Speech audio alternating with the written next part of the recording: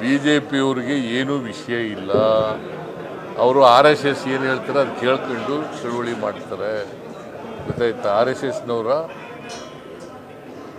ಇವ್ರಿಗೆ ಟ್ಯೂಟರ್ ಮಾಡ್ತಾರೆ, ಅವ್ರು ಹೇಳ್ದಾಗ ಕೇಳ್ಕೊಂಡು ಮಾಡ್ತಾರೆ. ಇಶ್ಯೂನೇ ಇಲ್ಲ. Where is the issue in MUDA? Where is the issue?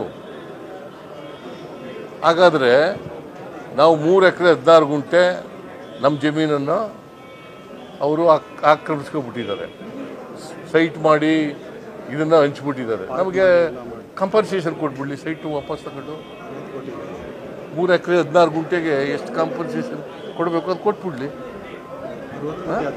60 ಕೋಟಿ ಆಗುತ್ತೆ,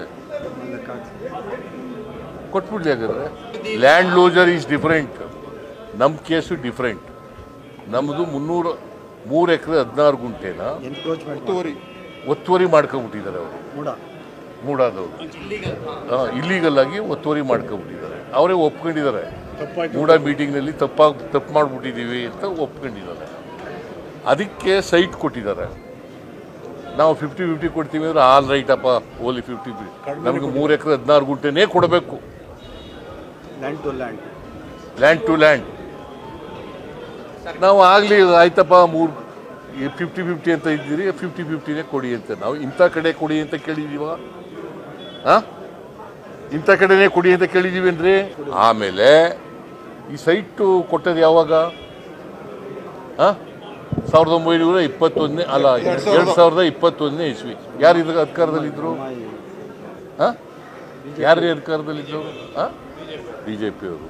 ಮತ್ತು ಅವರೇ ಕೊಟ್ಬಿಟ್ಟು ಅವರೇ ಇದು ಹೇಳಿದ್ರೆ, ಅವರೇ ಕಾನೂನು ಬಾಹಿರ ಅಂತ ಹೇಳಿದ್ರೆ ಹೆಂಗ್ರಿ? ನಾವು ಇಂಥ ಕಡೆ ವಿಜಯನಗರದ 3ನೇ ಸ್ಟೇಜು 4ನೇ ಸ್ಟೇಜ್ನಲ್ಲಿ ಕೊಡಿ ಅಂತ ಕೇಳಿಲ್ಲ. ನಮಗೆ ಪರ್ಯಾಯವಾಗಿ ನೀವು 50-50 ಕೊಡ್ತೀವಿ ಅಂತ ಹೇಳಿದ್ದೀರಿ, ಅದಕ್ಕೆ ಒಪ್ಕೊಂಡಿದ್ದೀವಿ. ನಾವು 50-50 ಕೊಡ್ತೀವಿ ಅಂತ ಹೇಳಿದ್ದೀರಿ, ಕೊಡ್ರಿ ನಮಗೆ ಪರ್ಯಾಯ ಕೊಡಿ ಅಂತ. ಆಯ್ತಪ್ಪ, ಲ್ಯಾಂಡ್ ಟು ಲ್ಯಾಂಡ್ ಕೊಟ್ಟಿದ್ದಾರೆ. ನಮಗೆ 3 ಎಕರೆ 16 ಗುಂಟೆ ಕೊಡಬೇಕು. ಆ್ಯಕ್ಚುಲಿ ನಮ್ಮ ಜಮೀನನ್ನು ನೀವು ಸೈಟ್ ಮಾಡಿಬಿಟ್ಟು ಪಾರ್ಕ್ ಮಾಡಿ ಎಲ್ಲ ಹಂಚ್ಬಿಟ್ಟು, ಹಾಗಾದ್ರೆ 3 ಎಕರೆ 16 ಗುಂಟೆ ನಾವು ಬಿಟ್ಬಿಡೋದಾ?